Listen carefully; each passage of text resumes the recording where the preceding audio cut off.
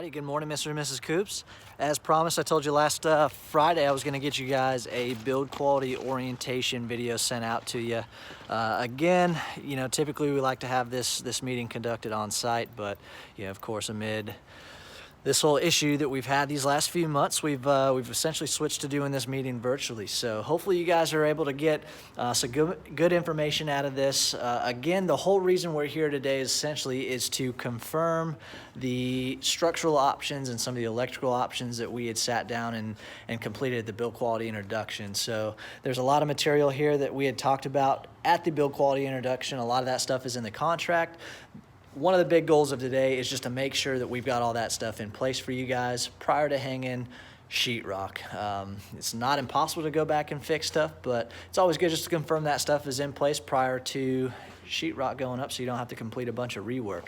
So that's going to be a big goal of ours today. Another goal that we're going to try to accomplish is I want to start to kind of introduce you guys a little bit to your warranty. There's a few things as we're walking through the house today. We're going to be talking about what does your warranty cover. You essentially have a 1, 2, 5, and 10-year plan. 10 years you're going to be your structural, 5-year leak protection, 2-year appliances essentially, and then a 1-year fit to finish. So we're going to definitely dive into that more at the pre-closing orientation, but as we walk through the house, there's some cool stuff that I like to show you guys just to kind of introduce you guys to how it's warranted and kind of what to look for here and there. So as you guys can see already, I'm sitting here in the garage. A few things that I always like to talk about in the garage. A lot of the stuff that I'm going to talk about in here is going to kind of carry itself throughout the rest of the house. As I'm walking through the house, of course, if you guys happen to see anything and you have questions about anything, feel free to reach out to me. This is going to be a great reference video for you guys also. We're basically going to walk every single room, do a quick 360, talk about some stuff, and this is going to be a really good reference in case you guys want to come in and add some optional stuff. You pretty much know exactly what's going to be going on behind every single one of these walls in your house. So definitely use this as a good reference video. All right, so one of the things I want to talk about first while I'm standing here in the garage, let's talk about your guys' concrete a little bit. So under that 2-year warranty, you guys actually have a concrete warranty also. So with the concrete, we know that concrete's a natural product. It's going to have stress cracks and shrinkage cracks throughout the years. Where your guys' warranty stands and how it's covered essentially is if you guys have any sort of crack that opens up within a 2-year period essentially. It takes about 2 years for concrete to finally cure and actually harden in its final state. But within that 2-year time frame, it's going to expand and contract. So you might see a little bit of shrinkage cracking, a little bit of stress cracking. The good news is everything is looking pretty good right now. I don't have any cracking, at least on the garage slab right now. One of the most common places that you guys are going to see it are likely, on your front and back porches, sometimes in your driveway. That's typically where you see some of that stress cracking happen. However, one of the ways that we do try to combat that is we basically cut cracks on purpose into your foundation and concrete work. Essentially, we try to cut it into about 10 by 10 grids, and what that allows is it allows for expansion and contraction of the concrete in smaller sections, so it's less apt to crack. However, if it does, it's going to route itself down a wall. Whether it starts at one of these walls and happens to cut straight over to one of our control joints, or it runs straight across to a control joint, but it's going to end up stopping there. It's not going to continue on to the next slab. It's going to stop right there in that control joint, and if it wants to continue cracking, it's going to route itself down that control joint. So you can kind of get an idea of why we do that. It's obviously beneficial for you guys. It's, for appearances, you have to worry a little bit less about shrinkage cracking, across the entire flat work or foundation of your home because you have these control joints. It gives it somewhere for it to go, essentially. You get into the main house, the control joints are going to look a little bit different. They're a lot thinner than that, about the same depth though. Again, you guys have a 2-year warranty on your concrete. So let's say a crack does happen to open up or show itself. What your warranty is if that's a 1/4 inch more in width, we got you covered. As long as it's within that 2-year period, we'll come out, make sure it's not a structural issue, obviously, but if it's just a cosmetic, 1/4 inch or wider crack, we're going to come out and do some refinish work for you if necessary. So it's essentially what your concrete warranty is. So Next thing we're going to talk about is we're going to talk about your utility wall here. There's a lot of stuff going on here that's always good to know. This guy right here is probably one of my favorite features right there. That is the main control valve for your guys' water inside your house. So instead of having to run out to the yard here, find that water meter over there and figure out how to shut that off, you literally just have to come out here to your garage and shut this little valve off. So right now it's in the off position, and that would be in the on position parallel with the line. So we're gonna keep it off so we can maintain pressure on those lines.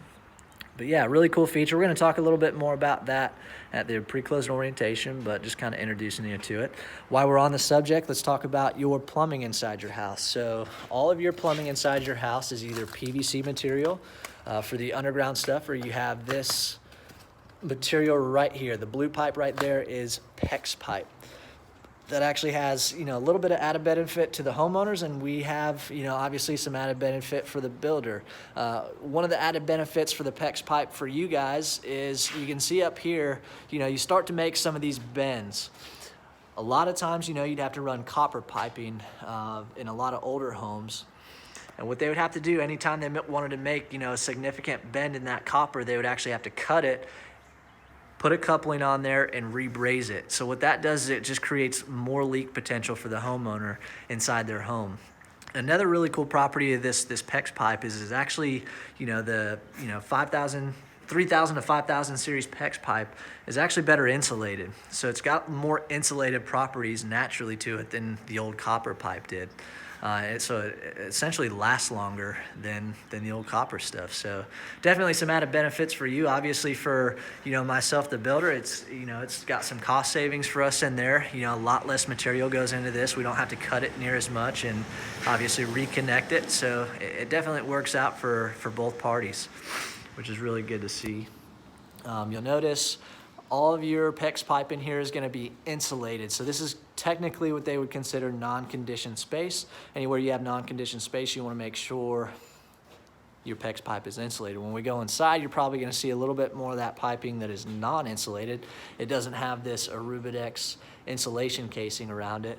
So you'll notice that when we get inside, the reason it's not insulated on the inside is because that is actually conditioned space and you're not actually required to insulate it there. So it's kind of a cool feature.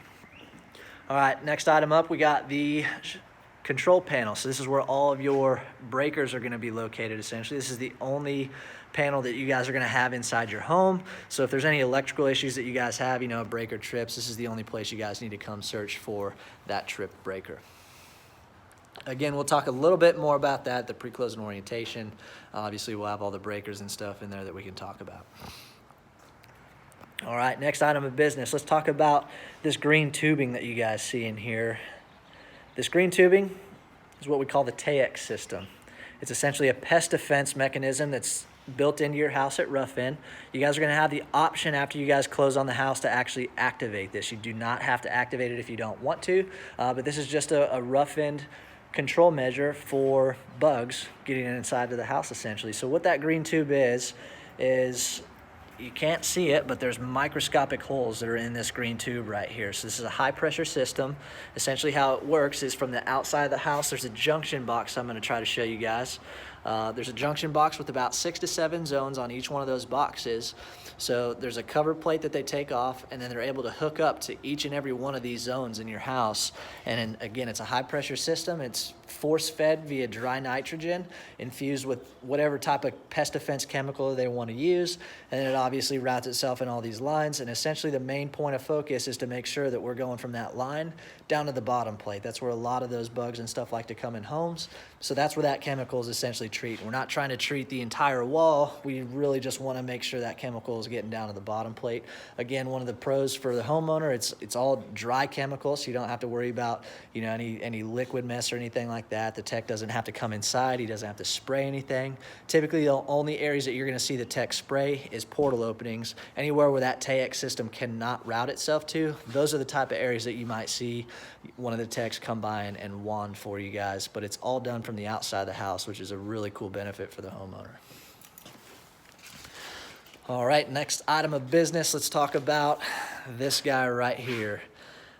Hopefully you guys can see that okay, but that is the main gas line that's coming in to your guys' home. So just on the other side of this wall on the outside of the house, that's where your guys' gas meter is gonna be located. But it's always good to know where the main gas comes in, and then of course you see it runs through the top plate there, and then we start routing it to all the other gas items in your home. A couple of gas items that you guys have inside your home. Obviously, your tanked water heater is going to be a gas appliance, and then your HVAC system upstairs on that platform is also a gas appliance. So that's why we have gas running to your home. All right, next item of business. You guys do have some outlets in here, so you guys don't have to worry about paying for this stuff because we have them installed standard. So you guys do have some outlets in here that you guys are going to be able to plug stuff in. Essentially, they're convenience outlets. The only one that's not really a convenience outlet is going to be this guy right here. That is going to be a GFI outlet right there, and that's actually going to control the power to your garage door motor just on the other side of this LVL here. So that is where the garage door motor essentially is going to be located. It's going to be dropped down a little bit, and it'll sit probably about flush with that LVL or just underneath it.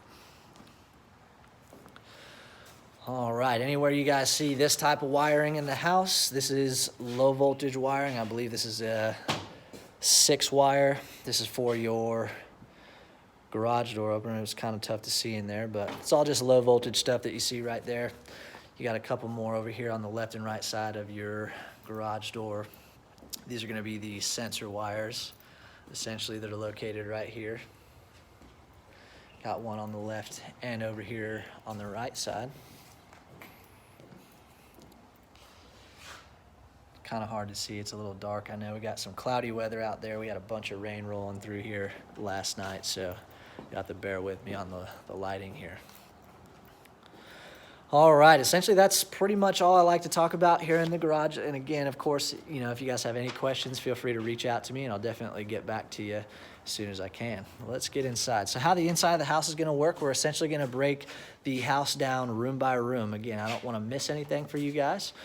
So right now we just went in through the garage to house entry. So you guys did actually select a few options, or just one option electrically in here, and it's right here at the planning center. So if I go in the house and I take a right-hand turn, you guys are gonna have the planning center located right here. And one of the electrical options that you guys selected was this guy right here. So you guys are gonna have your low voltage option right here. You got a TV data there, and then again, I try to get you as close to power as possible, so it makes sense to have it. And then right over here, this is always an important one that I like to point out too. This guy right here is your AC line set for your condenser. So just on the other side of this wall here, that is where your condenser pad will be located. But this will be that nice little office area right here. And then of course right over here, you guys didn't select it, but this is where that drop zone would have went. Of course, you know, it's always good